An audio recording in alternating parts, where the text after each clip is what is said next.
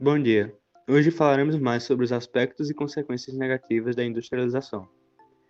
Trouxemos alguns relatos e opiniões em algumas entrevistas com professores. Primeiramente, é importante saber o que é industrialização. Em poucas palavras, é o processo contínuo de modernização dos meios de produção, que, na atualidade, abrange praticamente todo o globo, sendo potencializada em países em desenvolvimento. Desde o século XVIII, por exemplo, a sociedade passa por mudanças intensas e avanços tecnológicos e industriais. Naquele século, o motor a vapor foi inventado, nas décadas seguintes, a eletricidade, e também passamos a utilizar outros recursos energéticos. A industrialização é consequência direta da Revolução Industrial, que ocasionou mudanças na forma de trabalhar, educar, urbanizar, também causou aumentos populacionais expressivos, teve surgimento de novas classes sociais, desenvolvimento de modelos de produção como o Taylorismo, Fordismo e Toyotismo, mas isso é assunto para as outras equipes. Durante o século passado, o petróleo se tornou um dos principais recursos estratégicos, com uma importância enorme para o setor industrial e a sociedade no geral, sendo utilizados para diversas finalidades, desde a geração de combustíveis até a produção de energia e a confecção de utensílios utilizados no nosso cotidiano. E justamente pela importância desse recurso, ele tem o poder de gerar conflitos e guerras, já que no modelo capitalista, quanto mais recurso, mais poder você tem. Um conflito que podemos citar é a Guerra do Golfo, que aconteceu quando o Iraque resolveu invadir o Kuwait, sob o comando de Saddam Hussein, com o intuito de controlar as reservas de petróleo da região. No geral, as revoluções industriais e todos esses processos associados facilitarão a fabricação de armas e intensificarão o belicismo. Sobre isso, perguntamos ao professor André como as guerras são influenciadas por isso. A primeira revolução industrial foi no século XVIII, na Inglaterra. Ela trouxe uma modernização com algumas invenções tecnológicas para a área da produção. Na segunda revolução industrial, no século XIX, é que houve a produção de armas.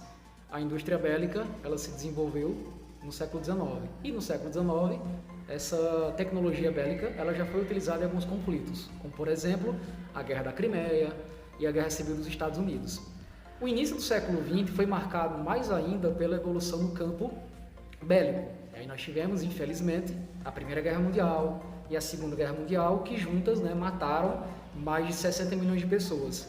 E durante a Guerra Fria, a gente sabe que nos anos 70 aconteceu a Terceira Revolução Industrial, que modernizou ainda mais a tecnologia. O progresso científico ele se desenvolveu mais ainda e no campo bélico não foi diferente.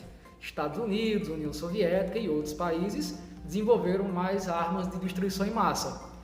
Com o final da Guerra Fria, você tem o quê? Países herdeiros da União Soviética que ficaram com esses armamentos. E esses armamentos acabaram nas mãos de grupos terroristas e de grupos separatistas. Então hoje no mundo você tem inúmeros países no Oriente Médio, inúmeras etnias e grupos na África que possuem esse armamento e ainda mais por cima compram armas de países como Estados Unidos, Rússia e China para alimentar ainda mais esses conflitos civis que são motivados por questões étnicas, culturais, religiosas, econômicas. Então, existe uma grande relação em relação às fases da Revolução Industrial ao longo da história e a evolução na tecnologia bélica também, que financiou e financia até hoje conflitos e guerras. A gente pode citar a Guerra Civil da Síria, a gente pode citar os conflitos que acontecem no Sudão do Sul, os conflitos que acontecem na Etiópia, os conflitos que acontecem no Congo, na Somália, que a África é muito assolada por esses conflitos que são financiados por países que lucram em cima de guerras, massacres e mortes. As indústrias hoje também têm muito poder sobre a política, especialmente nas democracias. Mas de que forma? Foi essa pergunta que fizemos também ao professor André. É uma característica atual do nosso mundo a globalização. A globalização ela acontece, segundo alguns teóricos, desde os anos 70, que é o período da Terceira Revolução Industrial. E nós sabemos que a globalização ela tem várias características positivas que é o encurtamento das distâncias, né? O mundo é considerado uma aldeia global.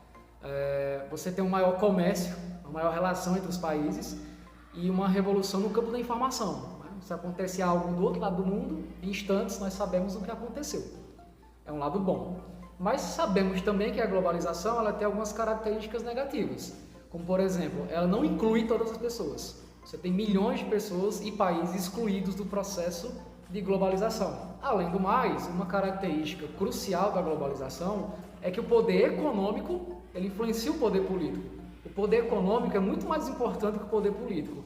Os estados nacionais, eles são muitas vezes financiados por grandes grupos econômicos e por grandes marcas. Por exemplo, você tem hoje marcas que na Bolsa de Valores tem um valor financeiro muito maior do que o PIB de muitos países. Você pega a Apple, por exemplo, na Bolsa de Valores, vale mais de $1 trilhão. A Apple, você tem a Microsoft, o Facebook, né, que mudou o nome agora, né, para o grupo Meta. Então você tem Samsung, Coca-Cola, são grandes marcas que têm muito poder, que financiam campanhas políticas, né, e que financiam ideias em respectivos países. Então, sem sombra de dúvidas, na era do capitalismo que nós vivemos, né, que é um capitalismo informacional, com grande crescimento tecnológico, as grandes empresas, os grandes grupos econômicos, eles mandam, eles controlam a política das nações. Por exemplo, Brasil. Você tem muitos deputados federais, candidatos a governador, prefeito, presidente, que são patrocinados, são financiados por empresas privadas. E a gente sabe que se uma empresa ela financia uma campanha política, ela quer que aquele político, aquele grupo seja eleito para defender os seus interesses. Então é uma característica atual. O poder econômico ele influencia o poder político, influencia na tomada de decisões políticas. Vamos pegar um exemplo. 2016 no Brasil, Dilma sofreu impeachment. Fora a questão política que ela sofreu impeachment, por que ela foi pressionada? Por conta de uma crise econômica. Então, crises econômicas derrubam governos, crises econômicas derrubam presidentes. Se o poder econômico está insatisfeito, sai o grupo político e entra outro que as empresas querem ou que defende os seus interesses ou projetos. Na sociedade, com todas essas mudanças no cenário urbano e trabalhista, surgiram novos problemas sociais e outros foram agravados, como a fome, a superpopulação, concentração de renda, entre outras desigualdades. Uma importante mudança que aconteceu como consequência da industrialização foi a participação da mulher na indústria, inicialmente de maneira exaustiva e insalubre, o que fomentou diversas lutas em prol dos direitos delas, como, por exemplo, a luta pelo direito do voto. Entretanto, há ainda muito para ser alcançado. Outro exemplo da participação feminina na indústria, e consequentemente na sociedade, foi durante a Primeira Guerra Mundial. Embora ganhassem menos, elas foram até incentivadas a contribuir na guerra, em fábricas de munições e como médicas em campos de batalha. Essa mudança social foi tão grande que aconteceram até mesmo mudanças na forma de se vestir das mulheres, agora mais confortáveis para o trabalho. Sobre isso, falamos com a professora Adrícia e perguntamos a ela sobre como toda essa questão de mudanças nos papéis sociais das mulheres que aconteceram nos últimos 2 séculos podem ser potencializadas hoje. Foi nesse período que a mulher ela começou a ingressar no mercado de trabalho, né? Porque nesse período ela tinha que sustentar a família, já que os homens estavam na guerra, sem falar que as fábricas estavam precisando de mão de obra. Então, a partir daí, ela começou a entrar no mercado de trabalho e a cada ano ela luta mais para isso, né? Só que, infelizmente, no século que a gente está, ainda existe muito preconceito, porque as mulheres elas fazem a mesma função que o homem, mas acaba tendo salários inferiores e até mesmo elas têm dificuldade para conseguir uma chefia. Às vezes ela trabalhando até melhor mesmo do que o homem, mas devido por ser mulher, já não tem essa importância como se dão. E também temos a questão de muitos empreendedores acham que ter uma mulher numa fábrica ou trabalhando para eles, de certa forma é prejuízo. Por quê? Porque tem a questão que ela tem licença maternidade, que ela tem direito, que a questão de às vezes a força, que a mulher tem menos força do que o homem, tudo isso. Então ainda existe essa questão desse preconceito, que nós mulheres lutamos, mas quando existe o machismo, é quase impossível vencer realmente isso. Mas quem sabe daqui a alguns séculos, não é só um século não, mas quem sabe daqui a uns séculos a mulher ela acaba se igualando ao homem. Além disso, no mundo globalizado e extremamente interconectado, alguns países desenvolvidos detêm muitas tecnologias e estabelecem para a população um padrão de vida muito melhor do que outros países menos favorecidos, especialmente os países que têm mão de obra barata, como Brasil, Bangladesh, Índia, Indonésia, Tanzânia e etc. Perguntamos também ao Padre Américo como as indústrias no geral afetam a vida das camadas mais pobres da população. Veja, eu vejo que o processo de industrialização ele não é de um todo negativo. Todo o sistema ou tudo aquilo que vai acontecendo ao longo da história traz pontos negativos e positivos à vida de um povo. Evidentemente que a industrialização ela também é geradora de empregos. Então a gente não pode negar que quando se instala, por exemplo, uma fábrica, uma indústria, algo novo num país ou numa região, isso é um sinal de um crescimento econômico para aquela região. Principalmente quando a gente fala das classes mais pobres também, porque dá-se a oportunidade de emprego. Evidentemente que mediante uma capacitação para essas próprias pessoas estarem ali. Então há outros pontos também importantes para que essa industrialização ela possa ajudar mais, digamos assim, as classes mais pobres. Mas onde elas se instalam, nós podemos ver que também há um crescimento. As pessoas dos países pobres tendem a ser muito prejudicadas pela falta de políticas públicas adequadas, já que têm um padrão de vida baixo e os governos muitas vezes nem querem a melhoria desse padrão, como é o caso da exportação de roupas e tecidos de Bangladesh ou a comida pela Tanzânia e Brasil. Bem, no geral, assim como os países ricos possuem muito mais riquezas que os países pobres, mesmo que existam muito mais países pobres no mundo, assim como os mais ricos concentram uma quantidade imensa de bens monetários, mesmo que sejam a minoria da população. Mas será que sempre foi assim, toda essa desigualdade e concentração de renda? Perguntamos ao professor César se houve maior ou menor concentração de riquezas após o início das revoluções industriais e, consequentemente, da industrialização, em comparação com o período anterior a elas. Maior com certeza. Né? A indústria, as revoluções industriais, elas, desde a primeira na Inglaterra, século XVIII, a burguesia, comparada com a burguesia do século XVI, XVII, a burguesia do século XVIII, XIX, conseguiu concentrar maior riqueza em suas mãos. Então, à medida que a burguesia ascendeu, concentrou, a população desprovida, mais humilde, foi perdendo principalmente em direitos. Você deve ter estudado a Revolução Industrial, você sabe o quanto os direitos dos trabalhadores eram quase que ausentes. Crianças, idosos, mulheres, homens, direito quase zero. À medida que, ao passo que os grandes empresários começaram a se fortalecer. E a concentração, a riqueza ficou muito mais destinado, localizado num ponto superior da pirâmide do que diluído dentro dela. Então é claro que as revoluções industriais, revoluções burguesas, né, elas concentraram maior riqueza na mão de poucos. Hoje o mundo, a riqueza é muito concentrada na mão de poucos.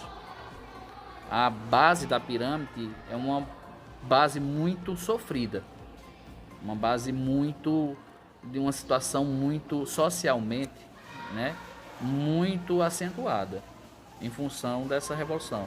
Falar bem da revolução é possível, mas em relação à concentração de renda é inegável que houve. E aí uma parte da população se beneficia da tecnologia, da técnica, em detrimento de milhões que vivem aí, passando necessidade, sofrendo, adoecendo, morrendo, em função dessa maldade oriunda dessa busca egocêntrica de ter. E, juntamente com esses problemas sociais, alguns aspectos da Revolução afetaram a saúde física e psicológica de muitas pessoas, de maneiras diretas e indiretas. Um estudo feito no Reino Unido, país que foi pioneiro nas revoluções industriais, foi realizado acerca das personalidades de quase 400 mil pessoas. O resultado foi interessante. As pessoas que viviam em regiões mais industrializadas tinham maior probabilidade de desenvolver ansiedade e depressão, eram mais impulsivas e tendiam a ter problemas de planejamento e automotivação. Todas essas mudanças, especialmente na questão do trabalho, fez com que novas síndromes surgissem, como a síndrome de burnout, que ocorre pela exaustão extrema devido ao excesso de trabalho e deixa o profissional esgotado fisicamente e psicologicamente. Outro conceito conhecido é o karoshi, termo japonês para morte por excesso de trabalho, causado por derrames e ataques cardíacos devido ao estresse. Bom, e sobre os problemas anteriormente citados, psicológicos, também perguntamos ao professor César sobre essa questão de pressão no mercado de trabalho, sofrida pelos profissionais, e como isso pode afetar a vida deles. Veja, é quase que impossível. É quase que impossível no mercado de trabalho, enquanto você seletista, né? Nós somos seletistas, sabe, Rufino? Todos os professores do colégio, todos os professores do Brasil, quando ensina em uma determinada instituição, quando não faz um concurso público, tal, nós somos chamados de seletistas, E aí esses profissionais seletistas, como eu, né, como os professores do colégio, como o pessoal que trabalha nas grandes empresas da cidade, a instabilidade, ela sempre é um elemento muito presente nas nossas vidas. E em tempos como o atual, onde a instabilidade é cada vez maior no país, estabilidade política, econômica, social é maior, afeta muito esses profissionais seletistas, muito, porque nós trabalhamos em torno de uma renda fixa, mas a inflação ela termina ascendendo diariamente. Então vivemos sempre nesse processo de instabilidade, o que gera naturalmente apreensões, preocupações, tensões, ansiedades, que são naturais e precisam ser administradas. Do contrário, sem essa administração, haverá gatilhos para outros problemas. Então é muito importante que o profissional tenha esse controle sobre esse cenário, para que esses cenários mais graves, como algumas doenças que afetam, sobretudo nesses momentos, não ocorram. Mas não é fácil. Afirmar que eu não tenho, que eu conheço, realmente assim, a minha cabeça não vem de ninguém agora, mas que eu não tenho, é quase que impossível. Tenho sim, não sei, apenas eu não sei qual é, mas a preocupação é diária, né? O mercado de trabalho, a instabilidade, a crescente desemprego, são fatores que afligem muito o trabalhador brasileiro. Boa parte dessas questões de saúde pública são agravadas por questões ambientais negativas, também decorrência das revoluções industriais. Vastas regiões são degradadas para a construção de fazendas, cidades, indústrias, minerações, etc. Sobre a poluição do ar, além de nos afetar negativamente na nossa saúde, boa parte dos gases são prejudiciais à atmosfera, intensificando ainda mais o efeito estufa e ocasionando o aquecimento global. E talvez este seja um dos maiores impactos da industrialização e das revoluções industriais como um todo nas questões ambientais. Então, nós perguntamos à professora Marina de que maneira ela percebe esses impactos, e essa foi a resposta. Eu percebo com o aumento da urbanização, né? As revoluções trouxeram tecnologias, né, desde a primeira até as atuais, e quanto mais urbanização, maior o aumento do consumo, e quanto maior o consumo, maior a produção de resíduos, e a gestão desses resíduos terem problemas. As revoluções industriais trouxeram elevados níveis de urbanização e consumo, que, por sua vez, também provocou problemas relacionados à geração de resíduos sólidos, o lixo, a ocupação desordenada do solo com desmatamento e impermeabilização, a contaminação dos cursos fluviais com esgotos e resíduos sólidos, ao aparecimento de ilhas de calor e etc. Perguntamos também acerca das medidas concretas que foram tomadas na nossa região e se elas são perceptíveis. Assim, controlar a urbanização, que é o que eu considero o maior problema, né, das revoluções industriais, é praticamente impossível. Mas eu percebo aqui no nosso município algumas estratégias que controlam o problema do lixo, do aquecimento global e etc. Por exemplo, aqui a gente tem um trabalho com arborização urbana. Foi desativado, teoricamente, o lixão da cidade, e aí esse lixo ele agora está indo para um aterro sanitário. E também eu participei de um fórum municipal que está trazendo do Recife uma empresa chamada de Recicleiros para cuidar dos resíduos sólidos da cidade, fazendo estudos nas escolas, reconhecimento dos tipos de resíduos sólidos e separando esses resíduos para levá-los até o aterro sanitário. Se eu não me engano, ele fica próximo de Salgueiro. Assim, são medidas que não vão controlar agora, mas com a educação ambiental a longo prazo pode ser controlado. E essa resposta dela sobre como poderíamos mitigar esses problemas? Eu vou ser curta e grossa, Mirella. Na minha concepção, os problemas causados pelas revoluções industriais, que eu já enumerei aqui alguns, eles só vão acabar, diminuir ou melhorar quando as pessoas tiverem educação ambiental. Ter educação ambiental é mudar de visão e mudar de atitude. E aí, nessa onda de mudar de atitude, a gente precisa empregar os 5 R's. Eu vou até filar aqui para eu não errar a ordem. São 5 R's que se aplicam na gestão e na educação ambiental. Repensar, recusar, reduzir, reutilizar e reciclar. Nesta ordem, com a educação ambiental, a gente consegue reverter todo esse caos do ambiente. E com isso ficamos por aqui. Muito obrigado e até a próxima.